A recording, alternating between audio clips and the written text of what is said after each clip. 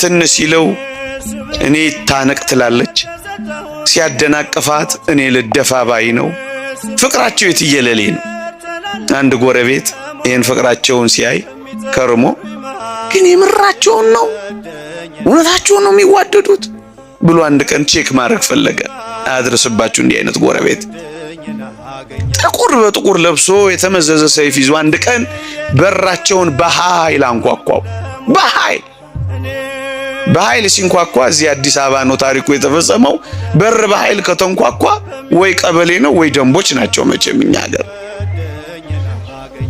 ሴትዮዋ በራ ወጣ ክፍት ስታደርግ ጥቁር በጥቁር የለበሰ የተመዘዘ ሰይፍ ያዘ ሰው ቆሟል።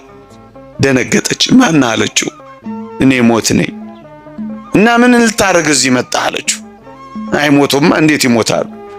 የሚሞተው የታመመ ሰው አይደለ? በእኛ ቤት አልጋ ያዘ ሰው። እኛ እኮ ምስኪኖች ነን።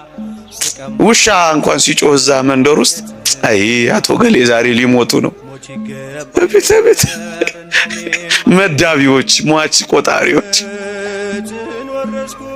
አሁን አንድ ምስኪን ዘፋኝ ትዝ ይለኛል፣ ማዲንጎ የሚባል አሁንም ይሞት ይመስላል እሱ። ደግሞ እናንተ እንደዚህ እንዳታረጉና እንዳጽፉ ነገር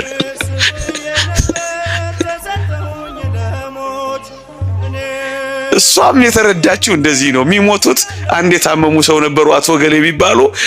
ተሳስተ የሆነ አድራሻ በዚህ ቀጥታ ሄደ ጥፍ ብለህ አይደለም እዚህ ቤት ነው የመጣሁት አለው። ሞት ምንም ያድራሻ ለውጥ ስተት የለም እዚህ ቤት ነው ይላል። እና ምን ፈለግ ልወስድ።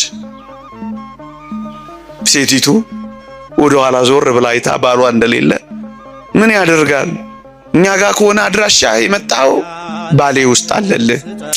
እኔ ወጥ ውጪ አብኩቼ አስፍቼ ጋግሬ ልጆች ማኖረው እኔ ነኝ። ባሌ ውስጥ አለ ውሰደው አለች። ፍቅራቸውን ሊለካ መጣል አልኳችሁ። እንደሱ ነው ነገሩ። ባል ስትቆይበት ለካ መጥቶ ሰምቷቸው ኖሯል።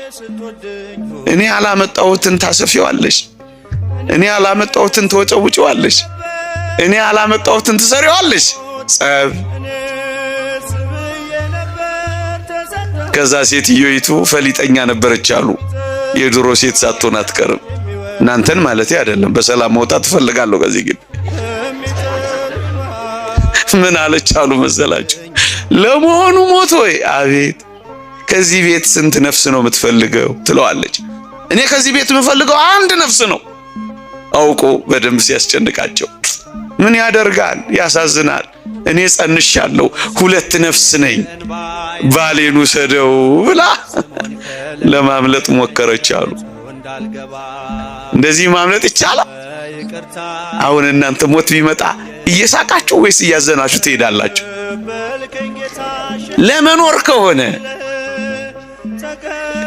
ከክርስቶስ ጋር ለመኖር ከሆነ እርፍ ለማለት ከሆነ የሚበልጠውን ክብር ለማግኘት ከሆነ ወደ ዘላለም ቤታችን ለመመለስ ከሆነ ልሂድ ማለት የክርስቲያን ወግ ነው። ካልሞት ሕያው አትሆንም። ይቆየን። ፀሐይ ላይ ብዙ አቆየዋችሁ። የእግዚአብሔር ቸርነት፣ የእመቤታችን አማላጅነት፣ የጻድቁ አባታችን የአቡነ ሀብተ ማርያም በረከት ረድኤት አይለየን። በሐዘን ጊዜ ብዙ አታምቡ፣ ብዙ አታልቅሱ፣ ተስፋ አትቁረጡ፣ አትመረሩ፣ ጥቁርና ከል አትልበሱ፣ ጸጉር አትንጩ፣ እንደ አሕዛብ አታልቅሱ። ይሄ ክርስቲያን ወግ አይደለም። በትንሣኤው ኃይል ለሚያምን ክርስቲያን በቅጡ የሚኖር ሕይወት የሚገለጠው እንዲህ ባሉ ብርቱ የሐዘን ጊዜያት ነው። እየዘመርን መሸኘት እንልመድ። እልል እያል እየዘመርን በአንድ አይናቸው እየሳቁ በአንድ አይናቸው እያለቀሱ እንደሚሸኙት ደጋግ ሰዎች እንሆን። ስለ ፍቅራችን እናለቅሳለን።